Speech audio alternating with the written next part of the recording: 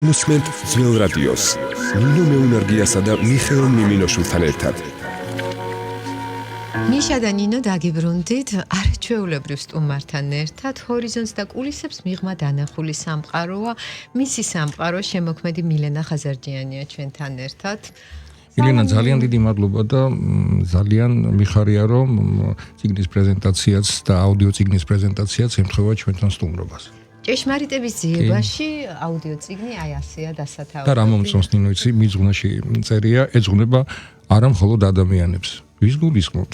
ამით დავიწყოთ. პირველ რიგში მოგესალმებით ყველას, თვირფასო ტელემაყურებლებო და რადიო მსმენელებო და კი ბატონო. ძალიან დიდი მადლობა მინდა გითხრათ მოწვევისთვის, იმიტომ რომ ჯერ პრეზენტაცია არ ჩამიტარებია როგორც ასეთი და ჩვენთან მოკლედ ვანონსებთ აქ და დიდი პატივი არის ეს ჩემთვის, დიდი მადლობა თქვენი მუშაობისთვის, თქვენი მოწვევისთვის, დიდი მადლობა. მადლობა თქვენი მობრძანებისთვის. რაც შეეხება ჩემს წიგნს, ეს წიგნი ეძღვნება არა მხოლოდ ადამიანებს, ეს წიგნი დავწერე იმდენ რამეზე, რომ ორი სიტყვით ძალიან ძნელია მოყოლა, მოკლედ რო ვთქვა, ეს წიგნი ეძღვნება უფალს, ანგელოზებს, აი და ყველაფერს, რაც თვალით შეგვიძლია დავინახოთ და თვალით ვერ დავინახოთ. უხილავი კი. როგორი სასიამოვნო ტემბრი აქვს, ძალიან. კი ბატონო. მადლობა. და რაც შეეხება თქვენს ზოგადად სამყაროს, აი როგორც დავაანონსე მე ჰორიზონტს და კულისებს მიღმა დანახული, ანუ თქვენი სამყარო მართლაც განსაკუთრებულია. თან თქვენ ხართ მილენა როგორც პოეტი, ასევე მხატვარი.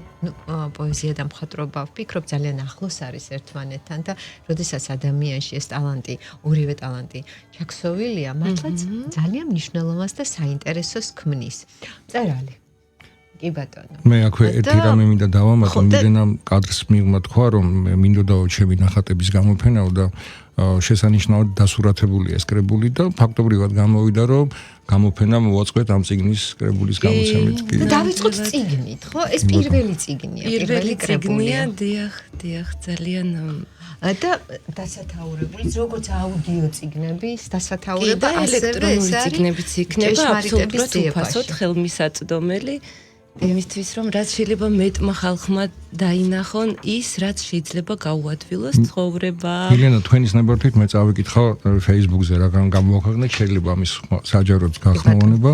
ჩემი წიგნი, რომელიც მალე მზის შუქს იხილავს, ამაზე საუბარი, შეიცავს ჩემს დღიურის ამონაწერებს, კვლევებს, ჭეშმარიტების გამოძიებას და ჩემს ცხოვრებისეულ საიდუმლოებს, რომლების ასე საჯაროდ გაშუქება ზოგიერთი არ მირჩევდა, რადგან ჩემს რეპუტაციას უფრთხილდებოდა. სამწუხაროდ თუ საბედნიეროდ მე გულწრფელობა ავირჩიე. თქვენი ერთგული მილენა. კი ბატონო, და აქ რაღაც გარკვეული ინტრიგაც არის და ძალიან საინტერესოა. ხო, საინტერესოა, მართლა იცით რა, მე როდესაც თქვენ დაგანონსეთ, მართლა ყოველთვის შური არ არის, კაი გზნობა, მაგრამ ყოველთვის მიყვარს ხოლმე აი ესეთი სითამამე ადამიანებისა, რომელსაც შეუძლიათ არ შეაითუნდას აი ამ ფრაზიდან გამომდინარე, არ შეუშინდნენ იმას, რომ ვინ როგორ გაიგებს, ვინ როგორ მიიღებს, ვინ რას მეტყვის და აკეთებენ იმას, რისი გაკეთებაც მათ კი არ სურთ, არამედ თვლიან საჭიროდ, რომ ეს უნდა გააკეთო. დიახ. და ასე მგონია, რომ თქვენ ესეთი ადამიანები ხართ. მადლობა დიდი, სწორედ გაიგეთ ყველაფერი, დიდი მადლობა. რაც შეეხება აი ამ კრებულს, თავარი გზავნილი რა არის თქვენი? თავარი გზავნილი აქ რაც წერია, ყველაფერი დავწერე ზოგადად კაცობრიობის სასიკეთოდ. ანუ თავარი გზავნილი აქ არის ის, რომ რაც სიკეთის მომტანია, არ უნდა დაიმალოს. იქნება ეს რამე ნიჭი, იქნება ეს რამე ხილვა, კარგის მომტანი, იქნება ეს მოკლედ აქ ბევრი ცოდნა დავდე ჩემი ჭეშმარიტების ძიებაში. ძალიან ბევრი შრომა ჩავდე, ბავშვობიდან უცნაური ვიყავი, ყოველთვის მაინტერესებდა ყველაფერი რაც ხდება კულისებს მიღმა. ანუ ეს ესე ჰაირიდან ხვან მოვიდოდა, რა თქმა უნდა, ამას ინუსტრებდა, ალბათ ალბათ პრაქტიკას, ხო? ამას ინუსტრებდა გარკვეული ლიტერატურა ან ვიღაც ადამიანებთან ურთიერთობა. აი ამაზეც რო ვისაუბროთ. ცოდნა, ხო? ხო, ცოდნაც კი დიახ, რა თქმა უნდა. რელიგიით მართმა დიდებელი ვბრძანდები, მაგრამ სხვა რელიგიებიც მიმართ ძალიან დიდ პატივისცემას ვგრძნობ. და მოკლედ აგრეთვე გავერკვიე მედიტაციებში სხვადასხვა სახის და დავეუფლე ამერიკაში როცა ვცხოვრობდი კვანტური ჰიპნოზის მეშვეობით მკურნალობის ტექნიკას, სადაც აღმოვაჩინე, რომ ადამიანს ძალიან ბევრი რამ შეუძლია. მაგალითად ჩაიხედოს ღრმად გულში და დაინახოს იმის მიზეზები თუ რატომ აქვს ეს თუ ის პრობლემა და მიზეზები ზუსტად ის წყაროა, საიდანაც რომლის გაგების მერე გაგების შემდეგ ჩვენ შეგვიძლია საკუთარ თავს ვუმკურნალოთ. ეხლა უცებ ვინ გამახსენდა, იცით, იყო ესეთი მკვლევარი, მეცნიერი 60-იან წლებში ჯონ ლილი, რომელიც საკუთარ ორგანიზმში მოგზაურობდა ცნობიერებით და რაღაცნაირად ეს თქვენ რო თქვით კვანტური ჰიპნოზი, რაღაცნაირად აი გულში ჩახედვაც რაღაც კვანტურ დონემდე ეს ანუ თქვენ პრაქტიკა ფაქტობრივად ამერიკაში გაიარეთ და ეს არ არის, რა ქვია, უბრალოდ რაღაცა თქვენი სურვილი მხოლოდ, ანუ ამის უკან დგას ხო ტექნიკას მოდით ასე ვთქვათ, ხო? და აი სწორედ საინტერესოა, კი ბატონო, ძალიან მნიშვნელოვანი აქცენტი გააკეთეთ, თუმცა იქამდე მიღწევა ადამიანებს ცოტა გვიჭირს და არსებობს თუ არა რაღაც გარკვეული ტექნიკები, მაშინ მათი საინტერესო თემაა, წამოვიდა ამაზე საუბარი და განვარცოთ ის, რომ როგორ მივიდეთ აქამდე. თავარი მისვლა.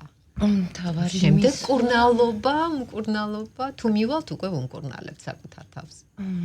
თავარი მისვლა არის განძრახვა. განძრახვა უნდა იყოს კეთილშობილური. ანუ ყველაზე მოკლედ რო გითხრათ, საუკეთესო გზა ნებისმიერი ნეგატივის წმენდების და ახლა პოპულარული რო არის რაღაც სხვადასხვა მედიტაციები და ტექნიკები საუკეთესო მიმაჩნია პირადად მე პატიების უნარი. ეცადო გაუგო იმას, ვინც გაწყენინა და მიიღო ისეთი როგორიც არის. ხო, და ეს უბრალოდ ის ძნელი გასაგებია, რადგან აქ მინდა ვისარგებლო მომენტით და ვთქვა, რომ ყველაფერს აქვს თავისი წინა ისტორია. აი მაგალითად ვინმე როცა მაწყენინებს ცხოვრებაში ყოფილა ეგეთი რამე ყველას ქონია ალბათ, მაგრამ კი, ნამდვილად. კი, თავიდან წყენია, ახლა ეს ჩვეულებრივი რეაქცია არის ადამიანის, მაგრამ უცებ წარმოვიდგენდი მის წინა ისტორიას, რამ გახადა ეს ადამიანი ასეთი, რატომ გახდა ასეთი. ანუ რამდენად უჭირდა რომ გახდა მაგალითად აგრესიული ნამეტანი ან ასე შემდეგ. და რა თქმა უნდა, მე აგრესიის წინააღმდეგი ვარ, ნებისმიერის, მაგრამ ვთვლი რომ პატიება და ერთობა, ანუ ერთმანეთის მიმართ რასაც ქვია კეთილი განძრახვები არის მთავარი და პატიება ყველაზე მაგრად წმინდავს ნეგატივისგან და ასე შემდეგ. კი, ნამდვილად, იმიტომ რომ როდესაც პატიების უნარი არ გაქვს და მხოლოდ სულსურებ იმ ადამიანს, ვინც რამდენიმე დღის წინ გაწყენინა და სულ ამ აზრით მოძრაობ დადიხარ, რა თქმა უნდა, ეს სიკეთისკენ არ მოგარფოს და არ ჯანმრთელობასაც და ესეც საინტერესოა, კი ბატონო. აბსოლუტურად გეთანხმებით იმაში, რომ არასდროს არავის ცუდი არ უნდა უსურვო, მით უმეტეს, როდესაც გაწყენინებენ ჩვენ, ხო, ადამიანები ვართ და უნებრივია ეს. თუმცა, მაშინ კითხვა, არ ვიცი, ალბათ შეიძლება ესეც ძალიან შაბლონური, როდესაც დიდ ბოროტებასთან გაქვს საქმე. მაშინ, კი ბატონო, აპატიებ. შეიძლება ვერ აპატიო, ანუ საკუთარი გამოცდილებიდან გამომდინარე გეუბნები, ცუდი არ უსურვო, მაგრამ ძალიან გაგიჭირდეს პატიება. აი ამ ბოროტებას როგორ უნდა გავუმკლავდე? ასეთ ბოროტებას მე მივანდობდი ღმერთს და კანონს. იმისთვის არის უფალი, იმისთვის არის კანონი და ასე შემდეგ. სხვათა შორის კიდე და აი ხა პატარა ჩართვას გავაკეთებ, გამახსენდა ნანა ჩაჩუას სიტყვები, ინტრიგაზე ვსაუბრობდით და ასეთი რამ მითხრა, რომ ინტრიგანის დაპირისპირება ძალიან რთულია, იმიტომ რომ ინტრიგანს უპირისპირდება მხოლოდ ინტრიგანი. და მას ისეთი ხრიკები აქვს და ისეთი მოქმედების მეთოდები, რომ მასთან გამკლავება ძალიან რთულია და ამ შემთხვევაში ჯობია გაცლა. ეს ჩემი პატარა ჩართვა. კარგიც და ისევ დაუბრუნდეთ ინტრიგაზე და манипуляციაზე ბევრი მიწერია ამ წიგნში. თუ როგორ ამოვიცნოთ манипуляტორი, თუ რა დევს манипуляტორის თავში, ზუსტად ეს განხილული მაქვს, გამოძიებული, ბევრი წიგნი წამიკითხია ფსიქოლოგიაზე, ფსიქოლოგია ძალიან მიზიდავს, ისევე როგორც სულიერი განვითარება. ხო და შევაჯამე მოკლედ ჩემი ნამდვილი ისტორიები, ნამდვილი თავგადასავლები და დასკვნები, თეორიები, იდეები, ყველაფერი გავაერთიანე ამ წიგნში, რომელიც შეიძლება ითქვას ჩემი დღიურია, რომელიც ფაქტიურად გავაშუქე. ეს გზამკვლევიც არის ჩვენთვის ადამიანებისთვის, მშობლებისთვის, იმიტომ რომ აი ესე პოსტულატებად გააქვთ და ისეთ საინტერესოა, რომ მინდა რომელიმე ამონარიდი წავიკითხო და მინდა საინტერესოა დავიბენი, აღარ ვიცი. არა, იცი რა, მე ხა რაღაცა მინდა დაგეკითხოთ, ახლა ჩვენ მთლიანად აქცენტი გადავიტანე წიგნზე და რაღაცნაირად მეორე პლანზე დარჩა თქვენი პოეზია და მხატვრობა. არ არის პრობლემა. ხო, ანუ მეორე პლანი არ არის.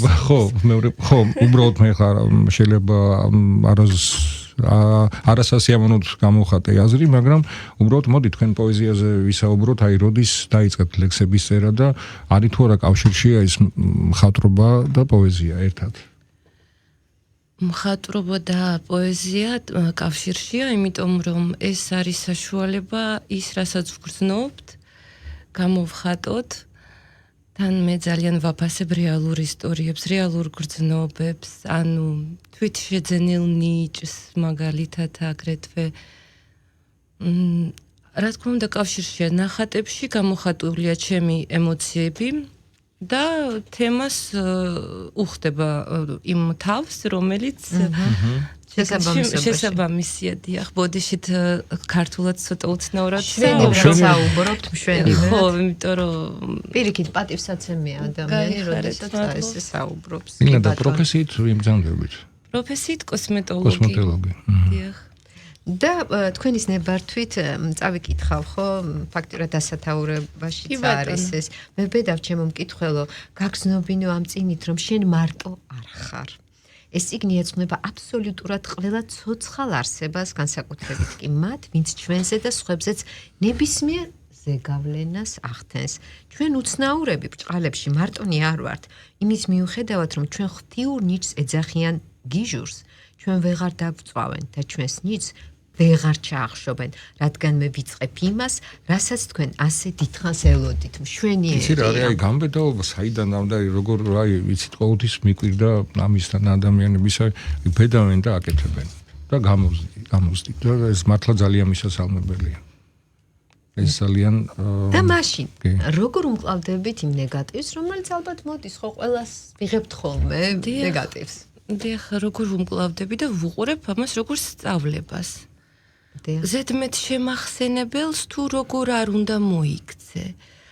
ანუ თუ ვინმე გამაბრაზა, ეს უბრალოდ ჩემთვის ზედმეტი შემახსენებელია, რომ აი მილენა, ნახე ეს რაც უდად ჯდება გულზე ესეთი საქციელი ეცადი შენ ასე არ მოიქცე. უბრალოდ ზედმეტ შემახსენებლად ან დასაფიქრებლად იმაზე თუ რამ გამოიწვია ეს სიტუაცია. შეიძლება იმ ადამიანის ქმედებაში დაინახო შენი ქმედება ზოუდნა ოდესღაც რო გააკეთე და ამით ჩანს ის რაც როგორი იყავი შენ, როდესაც აი ამას აკეთებდი და როგორი არ უნდა იყოს შენ, რომ ესეთი ამ ადამიანს არ დაინახო. ნებისმიერ ნეგატივი რაც მოდის, რომ ისი ასხლეტვაც შეიძლება და კი, გვეხმარება იმაში რომ გავიზარდოთ. რა თქმა უნდა და კიდევ ერთი აი თქვენ Facebook-ზე თქვენი პოსტი ვნახე, ბავშვობიდან უცნაურს მეძახდნენ, რადგან ჩემი ინტერესები და მსოფლმხედველობა განსხვავდებოდა ჩემი გარშემო მყოფებისგან. ეს ძალიან ნიშანდობლივია, იმიტომ რომ ეს ყველაფერი მერე არ ჩდება, ხო? საწყისი ბავშვობაშია. და როდის აღმოაჩინეთ, რომ თქვენ რაღაცით განსხვავებული ხართ? ხო, საინტერესო ისტორია. მაგრამ ჩვენ შეგვიძლია გვაქვს კი ბატონო. ვეცდები მოკლედ გითხრათ. ბავშვობიდან მაინტერესებდა ციცოცხლის აზრი. რა ხდება კულისებს მიღმა, საიდან მოვედით, სად მივდივართ. რატომ ხდება ისე, რომ ერთი შეხედვით უმანკო, მთლად უმანკოები არავინ არ ვართ, მაგრამ ერთი შეხედვით კეთილი ადამიანები დიდ ბოროტება შადიან. არა. უფრო ისეთი შემთხვევები მქონდა, რომ კეთილ ადამიანებს ცუდი სიტუაციები ემთხვევათ. გასაგებია, მივხვდით. ხო, ხანდახან კეთილები დაუცველებიც ხდება. ხო, და ვფიქრობდი რატომ ხდება ეს ყველაფერი რისთვის და მაინტერესებდა ანუ უფლის აზრი ამის შესახებ და მთელი ცხოვრება ვეძებდი უფალს. და თითქოს მთელი ცხოვრება მინდოდა გამეცნო ის კანონები, რომლებიც არ წერია, რომლებიც არის უფრო ზევით, უფრო ისეთები, რომლებსაც გავიგებთ ალბათ სიცოცხლის მერე, ხო? იმიტომ რომ ჯერა რომ სიცოცხლე გრძელდება. თუნდაც სიკვდილის მერე. რა თქმა უნდა. და ეს უკვე ეს განცდები ბავშვობიდან დაგეუფლა. ყველაფერი დაიწყო ამ განცდებიდან კი. თუმცა მე გავიზარდე ძალიან მოსიყვარულე ოჯახში. მაგრამ ისეთი ამბები მსმენია იქ მეზობლებზე ქმარის ძალიან სცემდა ცუდად თულს არაც არ შეიძლება და აგრესიებზე დიახ და ამ ყველაფერს რო ვუყურებდი ან თოლი იმალებოდა ჩვენთან ვინმესი ეს ძალიან ისეთი იყო ჩემთვის ასე ვთქვათ სამართლობა და ვეძებდი სამართლიანობას და სამართლიანობის ძებნა მომიყვანა ღმერთის სიყვარულთან ან მის მიმართ სიყვარულთან. კი ბატონო და ამერიკულ ვოიაჟზეც მინდა კითხოთ. 10 წლიანი ვოიაჟი იყო. 10 წელი პატარა 10 წელი ემიგრანტი ვიყავი ამერიკაში, 1 წელია რაც ჩამოვედი და ისე მიხარია, როგორც აი სიტყვებით ვერ აღწერ. და რა სასიამოვნოა, როდესაც ეს გესმის ადამიანს, რომელმაც 10 წელი იქ იცხოვრა და აი ესეთ სიხარულით აღნიშნავს დაბრუნებას თავის სამშობლოში. მართლაც მნიშვნელოვანია და დაიწყო თქვენი ანუ შემოქმედებითი წვა სამშობლოში თუ იქ ამერიკაშიც იწერებოდა, იხატებოდა, ასე ვთქვათ. რაც შეეხება ნახატებს, დახატვა ბავშვობიდან მიზიდავდა ხატვა. ზეთით ტილოზე ხატვა დავიწყე 16 წლიდან. 20 წლის ასაკში დავიწყე დღიურის წერა. რომლის წერისას ბევრი კითხვები მქონდა ჯერ კიდევ და შემდგომ 24 წლის ასაკში ჩავედი ამერიკაში და მე იქ გავაგრძელე წერა დღიურის და ვიპოვე პასუხები იმ კითხვებზე, რაც მქონდა 20 წლის ასაკში და მანამდეც და მოკლედ ყველა ტრაგედია, რომელიც დამემართა ცხოვრებაში, გამოვიყენე ისე რომ შეიძლება ითქვას ტრანსფორმირება გავაკეთე ტრაგედიის უფრო ჩაღრმავებას ჭეშმარიტების გამოძიებაში და ამ ყველაფერმა დამეხმარა ძალიან. კი ბატონო და რაც შეეხება აი ჭეშმარიტების ძიებას, ხო? ეს მართლაც უსასრულო პროცესია, შეიძლება ისე დავასრულოთ ეს ცხოვრება ყოველ შემთხვევაში ამ ქვეყნიური, რომ პასუხები ძალიან ბევრ კითხვებს ვერ გავცეთ. და თქვენ შემთხვევაში როგორ არის? თავად ცნება ჭეშმარიტებაც ისეთია. კი ბატონო. ანუ ვისთვის რა არის ჭეშმარიტება?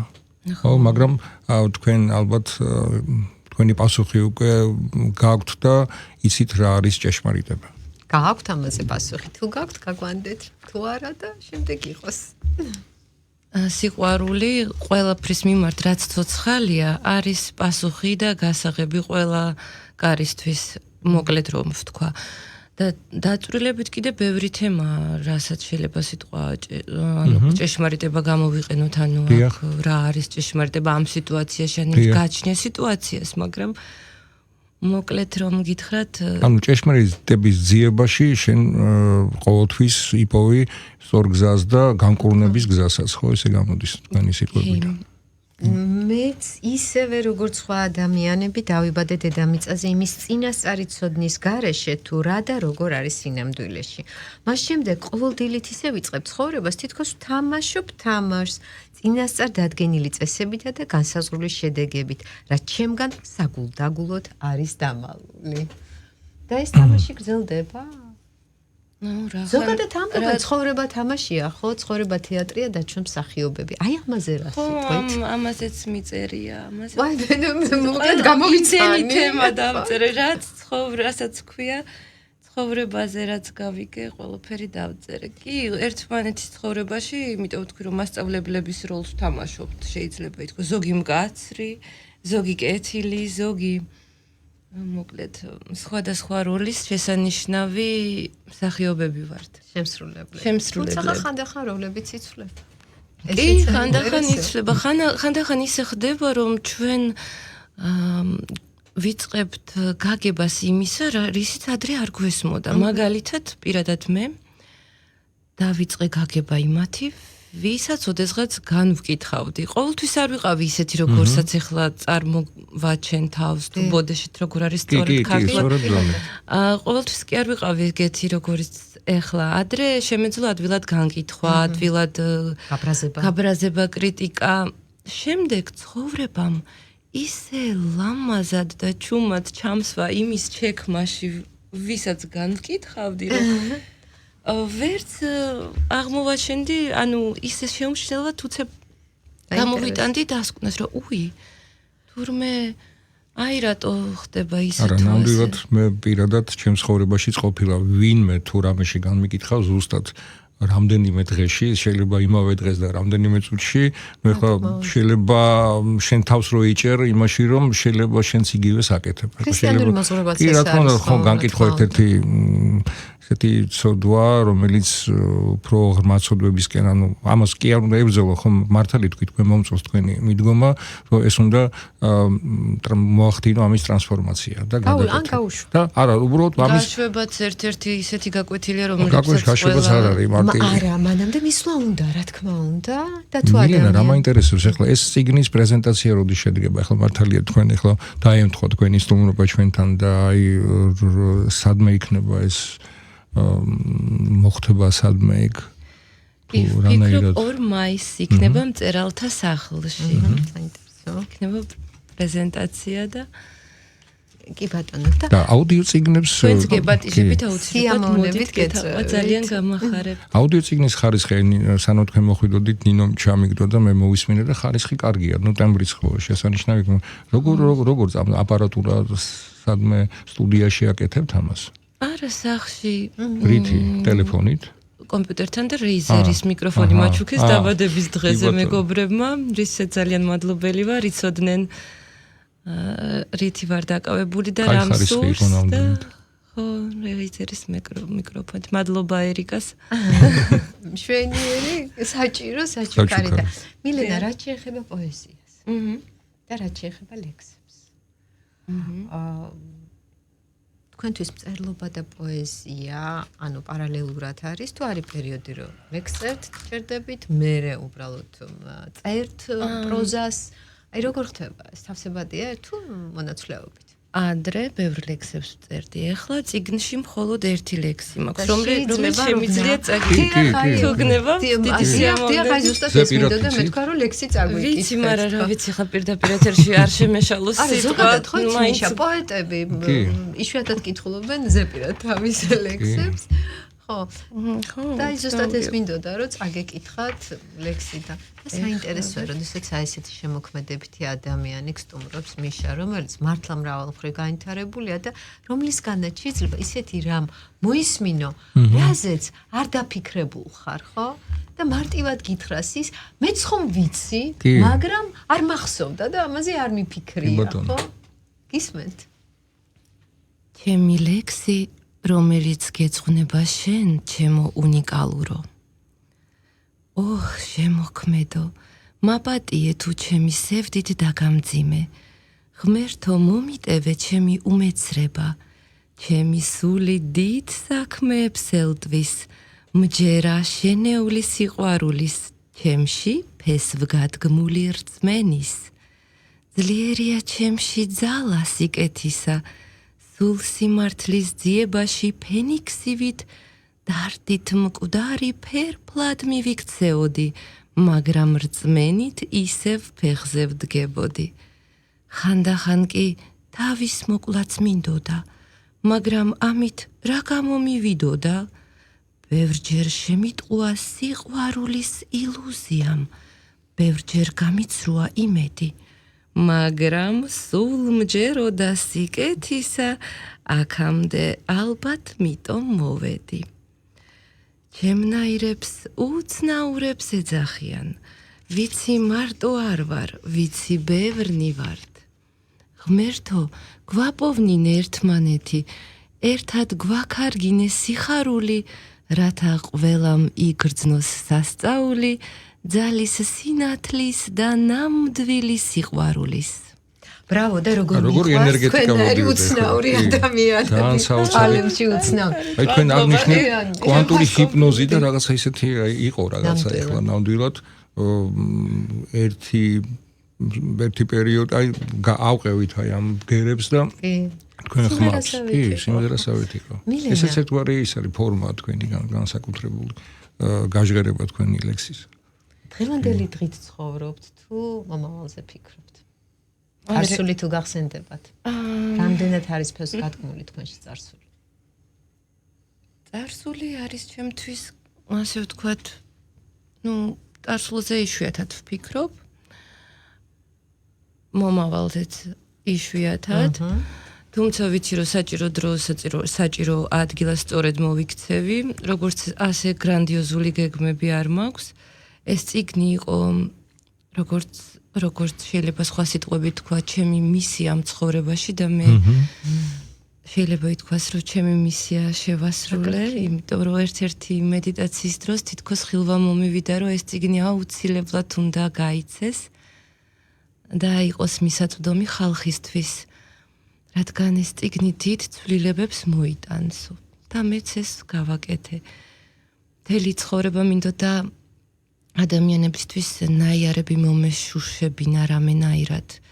ვეძებდი ცოდნას, რომელიც გავუადვილებდა სხვებს გზებს და ჩემმა ემპათიამ და სიყვარულმა ყველაფრის მიმართ, რაც ცოცხალია, გამოიწვია მოკლედ ეს ძალიან ძლიერი სურვილი და ეს შრომა მიღირდა რა შედეგიც არ უნდა მოიტანოს და იმედი მაქვს, რომ მხოლოდ სიკეთეს მოიტანს.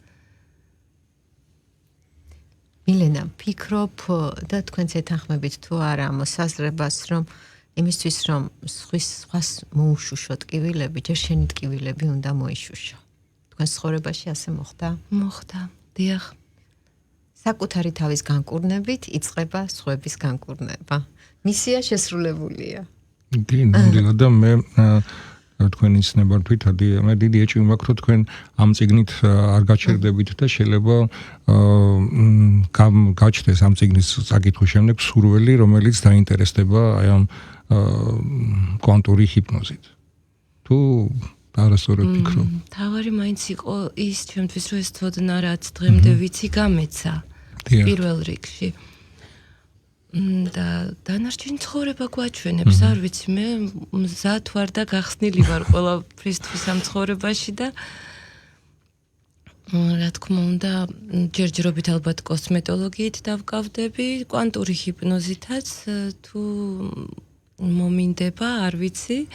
დროებით სანამ ეხლა საქართველოში ვარ ეს ერთი წელი მთლიანად ამ წიგნს დავუთმე დრო და არაფერს სხვას არ ვაკეთებდი და სხვათა შორის ამ ერთ წელიწადში გამომივიდა ამ წიგნის ნახევრის დაწერას, რაც მანამდე თავში 15 წელი მიტრიალებდა და ამ ერთ წელიწადში მართლა მოსევოცი ამბავია და ნამდვილად წიგნი ძალიან სწრაფად დაიწერა. ეს მადლობა ჩვენ სამშობლოს, რა თქმა უნდა, ჩვენი სამშობლოს ენერგეტიკა სულ სხვა და მე როგორც ყოფილი იმიგრანტი უფრო და უფრო ვაფასებ ჩემს სამშობლოს ყოველ დღე, უფრო და უფრო მიხარია, რომ აქ ვარ. ეს ბედნიერება, მილენა, და თქვენი ცხოვრების გზიდან გამომდინარე და ფაქტურად უკვე ჩვენი ეთერიც დასასრულს უახლოვდება.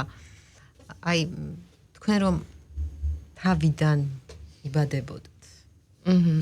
და თავიდან იდგამდეთ ენას, მოდით ასე ვთქვათ, პირველი რას ეტყოდით სამყაროს? რა იქნებოდა თქვენი პირველი სიტყვა? პირველი სიტყვა და დედა რა თქმა უნდა, დედა რა თქმა უნდა. პირველი ნააზრევი. აი ამ ცხოვრების გზიდან გამომდინარე. ერთი სიტყვა. ნუ თუ გინდათ წინადადება, მე მოვედი და თუ გნებავ წინადადება. აჰა, მოვედი. კი ბატონო. ისე მოვედი. ესე იგი ისევ რაღაც არის საჭირო თუ მე მოვედი. გასაგებია. მინდა და მე საუბრის ბოლოს მაინც ნახატებს მინდა შევეხო. თქვენ აღნიშნეთ, რომ აი ამ წიგნში განთავსებული ილუსტრაციები არის პირველი გამოფენა, ანუ პირველი შეხვედრა მაყურებელთან და უბრალოდ მკითხველთან და იხილავს თუ არა მაყურებელი თქვენ ნახატებს საგამოფენო სივრცეში. კი, რა თქმა უნდა, მაგასაც ვაპირებ, მაგრამ არ ვიცი ეს თუ გრანდიოზული გეგმებში შედის, მაგრამ გამოფენაც ეს როგორც პასუხი მომწონს, ჯერ არ იცი და როცა გამოჩნდება ასე მაისში ძალიან საინტერესო სამოგველო. 2 მაისში. 2 მაისში სიამოვნებით გეწვევით. დიდი მადლობა მილენა და მართლაც ბედნიერება, როდესაც თქვენაერი ადამიანები ჩვენ გვსტუმრობენ და საერთოდ როგორც თქვენ ამბობთ, ოღონდ მე ვფიქრობ მაინც ბჭყალებში უცნაურები ამ სამყაროში დაიარებია. კი ბატონო და დაიარებით დავამატებ, იმიტომ რომ მსგავსი განცდა მეც ხშირად და მქონია. ძალიან მიხარია რომ ჩვენ გადაცემის ფორმატს აქვს იმის საშუალება რომ ასეთი უცნაური ადამიანები ხშირად სტუმრობდნენ ჩვენს პირდაპირ ეთერს. დიდი მადლობა და წარმატებები და კიდევ ერთხელ გილოცავთ მართლა აი ამ წიგნის დაბეჭდვას. ჩვენი სტუმარი იყო შემოქმედი მილენა ხაზარჯიანი. მადლობა და რაც შეეხება ძველ რადიოს თქვენთან ვრჩებით 5 საათამდე საინტერესო სტუმარს ველოდებით. დროებით.